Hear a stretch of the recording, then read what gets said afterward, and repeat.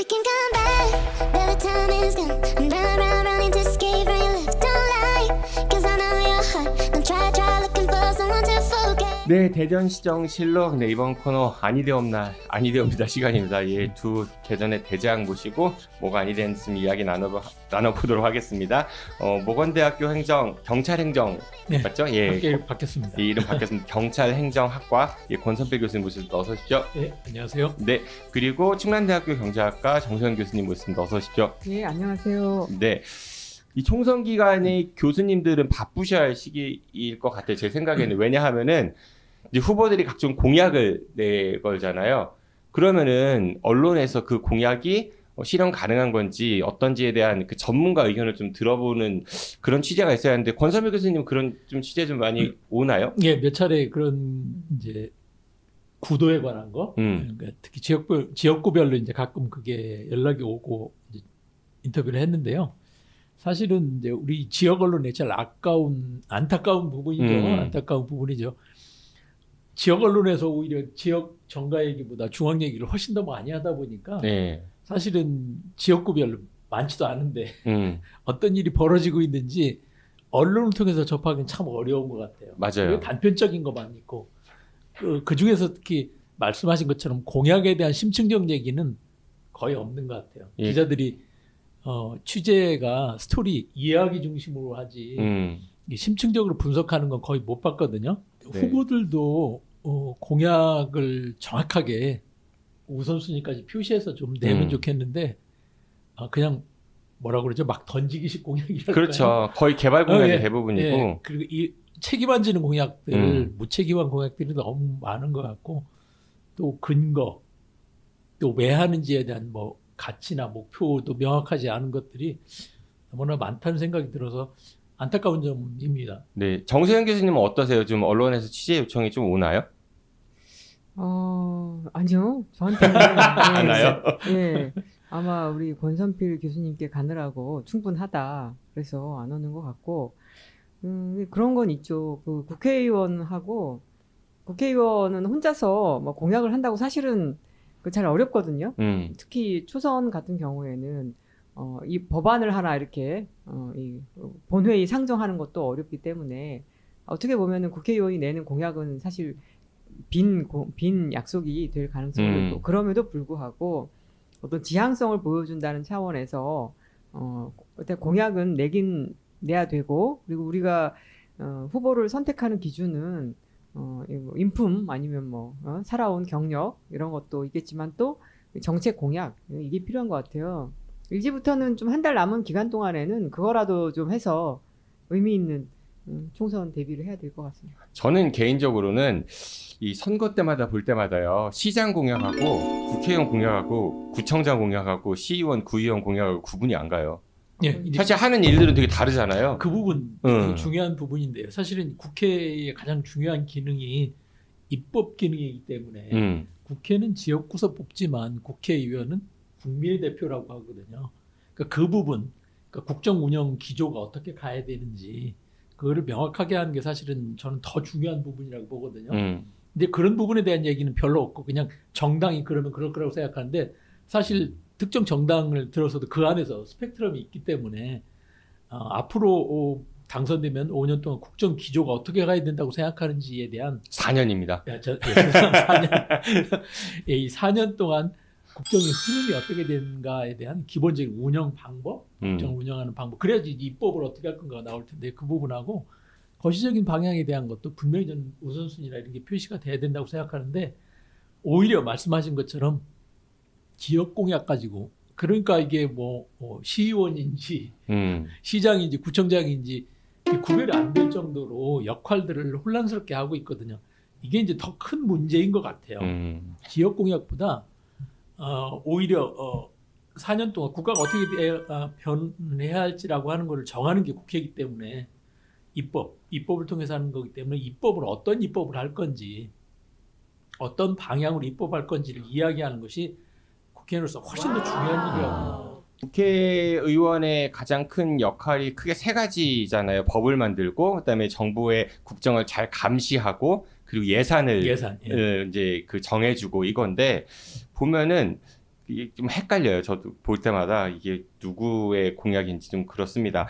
뭐 총선 기간이니까 잠깐 말씀을 나눠봤고 대전 얘기 다시 돌아오겠습니다. 이장훈 시장이 얼마 전에요. 대전 미래전략 2048 그랜드 플랜 이거를 발표했습니다. 근데 사실 이거 저는 좀 이해가 안 가는 게 두 분 아마 모르셨을 것 같아요. 이장훈 시장이 처음에 2030이었나 40이었나로 했다가요. 이걸 2050으로 바꿨어요. 거시적이라고. 그러다가 또 다시 2048로 바꿨어요. 정세현 교수님 왜 그런 줄 아세요?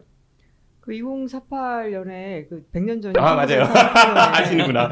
저도 이거를 보고서 아니 왜 2040년도 아니고 50년도 아니고 48년이지 해서 생각해 보니까 그래서 찾아보니까 그렇더라고요. 그래서 이게 생뚱맞죠. 생뚱맞기도 하고 이건 정말 큰 얘기거든요. 우리가 그 통일이라던가 네, 사실 그 전 정부인 그 지금 윤석열 정부의 그 전 정부라고 할 수 있는 박근혜 정부에서도 통일은 대박이다 이런 얘기도 있었고 남북한이 따로가 아니라 아직은 그거에 대한 논의가 깊이 진행된 게 아니잖아요. 그럼에도 불구하고 뭐 아예 그냥 딴 나라다 뭐 저는 이걸 이렇게까지 뭐 이렇게 뭐 2048 이렇게 해가지고 사실은 지금 나온 계획을 보면은 실현 가능성도 낮고 이거를 뭐 2100년 어떻게 보면은 지금 이 저출산 시대에 출산율을 뒤집을까 말까를 생각하면은 거의 100년 대계를 세우는 것이 맞을 것 같은데. 또 굳이 48년 이것도 일단 좀 예. 이거부터 좀 이렇게 뭐랄까 좀 논란거리를 야기하는 것 같아요. 그러다 보면 이제 내용에 대한 그 진지한 논의를 하기 전에 제목부터 쓸데없이 실제 행정적으로는 이제 예산은 1년이고요. 실제 이제 예산 계획은 중기 예산 계획에서 5년짜리가 있고요. 도시 기본 계획 같은 게 10년 단위로 하게 돼 있습니다. 그러니까 지금 법적으로 몇 가지 이제 계획을 세워야 되는 게 있는데 그게 대략 5년 단위가 좀 길면 10년 단위 계획이 있거든요. 그래서 2030 같은 거 얘기하는 이유가 그거를 갖고 있어야 돼요. 법적 계획, 법정 계획이라고 하는데 법정 계획을 갖고 있어야만 중장기 사업을 할 때, 거대 사업을 할 때 그럼 니네 왜 이거 하냐고 물어봤을 때 근거가 있어야 되기 때문에 중장기 계획을 만드는 게 이제 행정에서 반드시 하는 일입니다. 그런데 지금 아마 2040을 해야 되는 시기일 거예요. 지난 정부 때도 했었으니까요. 저는 일정 부분 필요하다고 보거든요. 2048. 그러니까 좀 장기적인 계획이 필요하다고 보는데 장기적인 계획인데 내용을 보면 장기적이지 않아요. 오히려 이제 안 맞는다는 거죠. 시점을 길게 잡으면 그 길게 잡은 시점에 맞춰서 이야기도 좀 거대한 얘기가 있어야 되는데 거대한 얘기가 아니고 이거는 한 5년 계획, 10년 계획? 그 10년 계획이면 2034년이잖아요. 그렇죠. 그 정도 범위도 되지 않을까 싶은 그 정도 얘기를 하고 있는데 이름은 2048이라고 붙였으니까 건국 그들이 주장하는 건국 그 100주년 기념 맞춰가지고 그 처음에 그랬어요. 그 대전을 그러니까 세계에서 G2로 만들겠다. 이거 일단 얘기만 들어도 어때요? 웅장하죠, 웅장해. G2로 만들겠다. 이게 뭐가 좋지? 할 말이 없는 것 같아. 어쨌든 뭐 꿈은 뭐 크게 갖는 거는 뭐 죄는 아닙니다. 이게 죄는 아닌데 제목에 대한 평가도 좀 혹평이셨고 두 분은 내용도 좀 보셨을 것 같은데 사실 그 권선배 교수님 말씀 주셨지만은 도시가 그 장기적인 관점, 그 철학을 가지고 우리 도시는 이러한 지향점을 갖고 시정을 운영하겠다 이런 건 필요한 거잖아요. 그렇죠. 당연히 필요한 건데 계획 또는 뭐 전략 계획 이런 그랜드 플랜이라는 이름을 붙였으니까 저는 반드시 들어가야 될 두 가지가 있다고 보거든요. 네. 그 첫 번째는 뭐냐면 미래 예측을 먼저 해봐야 돼요. 지금부터 미래가 어떨지라고 하는 미래 예측을 해봐야 되고 두 번째는 시민 참여가 필요하다고 봅니다. 어쨌든 시민들이 생각하는 걸 반영을 해야 되니까 그 두 가지 면에서 보면 되게 취약하다고 보여져요. 특히 진행한 뭐 과정에 대한 설명이 조금 있어서 거기를 들여다보니까 뭐 전문가도 참여하고 뭐 이런 거 했다고 돼 있어요. 근데 가장 기본적인 거에서 저는 그 내용이 하나 언급이 안 돼 있어서 아까 정 교수님도 지나가면서 언급하셨는데 최근에 있어서 계획을 세울 때 가장 중요한 부분은 인구입니다. 인구는 금방 늘어나지 않거든요. 금방 변화하지 않거든요. 그러니까 2048년에 대전시 인구가 어떻게 될지를 예측하는 게 첫 번째예요. 그리고 그 인구 구성이 어떻게 될지라고 하는 인구 예측하고 인구 구성이 어떻게 될지를 예측해 보면 도시가 어떻게 움직여야 되는지는 기본적인 게 나오거든요. 그런 얘기 하나도 없어요. 그 중에서 이제 정말 심각한 문제가 뭐냐면 저는 이제 두 가지가 지금 가장 중요한 미래에 준비하는데 필요한 사항이라고 생각하는데 첫 번째 인구가 감소하고 있다라는 거예요. 지금 145만 수준으로 줄어들었거든요. 이게 계속 줄어들 거예요. 대전시 인구가. 이건 추세가 이미 정해져 있기 때문에 그걸 뒤집을 수 없고 두 번째는 인구가 줄어드는 것뿐만 아니라 고령화. 2026년이면 이미 초고령 사회에 대전도 들어간다는 예측이 나와 있습니다. 그러니까 이게 지금 여기 제안한 이런 거 일할 사람 없어요. 2048년이 되면은 제가 정확한 숫자는 안 봤지만은 청년 숫자가 급격히 줄어들어가지고 공동화 현상이 급격히 일어날 거예요. 일자리 일할 사람도 없을 정도인데 여기 얘기한 이런 10대 핵심 과제에 나오는 이런 거 할 사람들 없을 겁니다. 그러니까 10대 핵심 과제를 이제 이거 못 보신 분들에 위해서 말씀드리면 충청권 신성장 산업 융복합 밸리 조성. 들으면 딱 좋죠. 초강력 입체 교통망 구축을 통한 세계 최정상 초연결 메가시티 실현. 대전 동북부권 신성장 거점 도시 조성. 대전역 지하 입체 복합 개발. 융합기술 기반의 글로벌 과학혁신 협력 특구 조성, 신우주국방 과학기술 거점 조성, 미래 신에너지 트윈 거점 도시 조성, 글로벌 인재 허브 도시, 문화예술 창의 거점 지구 조성, 한밭 사계 산수정원 도시 조성. 이렇거든요. 그러니까 뭐 들으면 다 너무나 웅장해가지고 이걸 다 담을 수 있을까? 이거 하나 하기도 벅찰 것 같은데 교수님 말씀으로는 대전의 현재 인구 추이로 봤을 때 이거를 할 만한 사람이 없다. 실제적으로 사람이 없을 겁니다. 그리고 이거 예를 들어 여기 일상적으로 이렇게 금방 보실 수 있는 건데 대전역 지하 입체 복합 개발. 이거 복합 개발을 하면은 공간이 채워질까요? 그렇죠. 지금도 뭐 공실도 많은데 지하에서 뭐 한다는 거예요? 지금 그 대전의 중심가에 빈 건물이 10여 년째 그냥 서 있거든요. 그렇죠. 예, 저기 NC백화점 앞에 있는 거. 네. 메가시티인가요, 그것도? 뭐 그렇던데. 메가시티로 시작을 했죠. 이름을 붙여서. 네. 그런 사례가 대표적으로 이미 진행이 되고 있는데 영시 축제 1년 내내 하면 혹시 영시 지하 축제 막 이런 거? 인구가 감소하면서 고령화되면 이 고령 인구의 저소득층이 엄청나게 늘어나거든요. 그러니까 사회적 양극화가 극도로 심화될 가능성이 높습니다. 시민들 같은 경우에는 구체적으로 잘 내용을 모르실 수 있고 그러다 보니까 저희가 무조건 뭐 비판한다 뭐 이렇게 생각하실 수도 있는데요. 그러나 그 대전시 홈페이지에 가시면 거기 이장우 시장님의 공약 그다음에 이행 상황 뭐 이런 것들이 있어요. 가보시면 그냥 또 딱 보면은 대부분은 다 잘 이행하고 있다. 정상 추진만 대부분 이렇더라고요. 네. 완료된 것도 상당히 많아요. 근데 이제 그래도 친절하게 그걸 감추지는 않고 자세히 들여다볼 수 있게 좀 정보를 올려놨거든요. 그래서 이제 들어가 보시면은 그 다음에 이제 실체를 알 수 있는데 예를 들면 많은 아까 말씀하신 여러 가지 그 거대한 개발 사업인 거죠. 거대한 개발 사업들 예를 들면 대전시 그 지하철이 지금 1호선밖에 없잖아요. 2호선이 만들겠다고 하고 안 만든 지가 지금 너무 오래됐잖아요. 근데 이 3, 4호선 개발 공약이 있어요. 근데 3, 4호선 개발이 지금 정상 진행 중이래요. 그럼 이게 어떻게 정상 진행이지? 근데 이제 그 공약을 할 때 3, 4호선을 한 2050년까지 아니 뭐 제가 정확히 기억은 안 나니까 2050년인지 아니면 그 전에 30년인지까지 모르지만 어쨌든 현 임기 내에 하겠다라고 하는 거는 뭐 계획이라도 좀 세워보고 이런 거지. 그러니까 이게 전체적으로 다 그래요. 말장난 같지 않아요? 동시 착공다, 동시 추진이었잖아요. 추진. 걱정이. 예, 처음에 인류 도시 대전을 만들겠다 이렇게 나왔는데 보면은 이제 초 이런 얘기를 막 쓰고 그리고 나서 지난 1년 반 동안 그 실제로 달성한 정책이 뭐냐라고 하면은 이제 방사청 온 거 그리고 몇 개 그때 머크사였나요? 몇 개 SK나 이렇게 유치하는 거 소소하게 있어요. 근데 뭐 방사청 같은 경우에도 현 그 이장우 시장의 성과라고 하기는 어렵고 그 전부터 계속 왔으니까. 그러니까 실제로는 추진이 그 된 것이 많이 없고 실제로는 없어요 이게.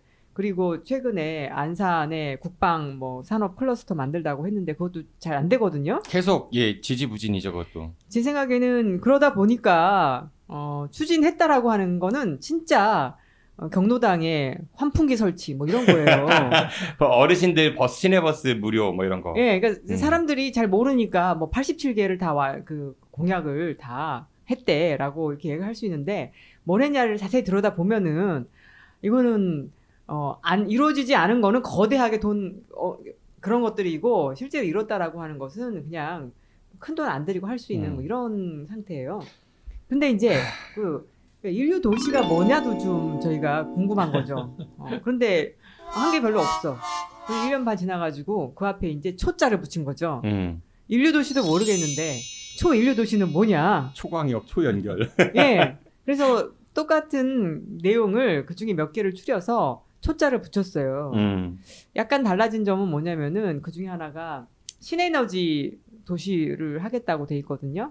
그래서 그 신에너지를 보면은 핵융합, 예, SMR 실증 단지, 그리고 이제 수소 발전 이런 거예요. 아이고. 여기 이제 대전에 그 원자력 연구원이 있잖아요. 예, 하나로 원자로 때문에 대전 많이 문제 있었죠. 예, 그걸 하겠다는 거거든요. 사실 그거를 한다라고 하면은 대전 시민이 정확히 알고 있냐? 시민 동의를 얻어야지. 더군다나 해야 시민 돼요. 안전하고 직결되는 건데. 예, 그렇기 때문에 사실 그런 것들은 좀 공론화를 통해서 해야 되고 제가 봤을 때 그 시민들이 좀 그냥 뭐 초인류 도시가 된다니까 뭐 하겠다는데 막을 건 없다 뭐 이렇게 생각을 하고 계신지 모르겠지만 내용을 그 자세히 보면은 허황된 것이 많고 그러다 보니까 사실 집중해야 될 게 몇 개가 있어요. 진짜로 대전이 그 저기 대덕 그 연구단지가 있는 거는 정말 저희의 장점이거든요. 그래서 그거를 현실성 있게 그 개발할 수 있는 이제 그런 쪽으로 좀 다 제치고 거기에 좀 에너지를 좀 집중하고 그리고서 아까 권선필 교수님 말씀하신 것처럼 양극화되어 있거든요. 그래서 양극화되어 있는 그 낙후되어 있는 곳을 어떻게 살릴 거냐.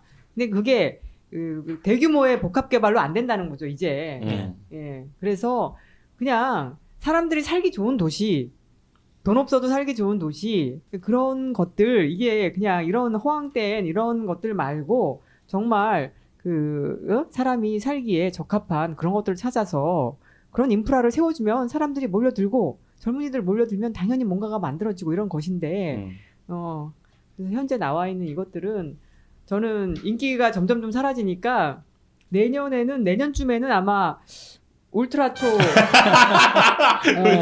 뭐 우주 최강 이제 안 나온 거는 우주예요.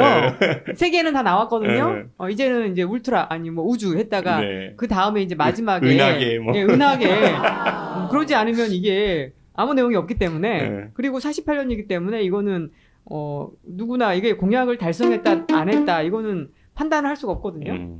예, 그렇습니다.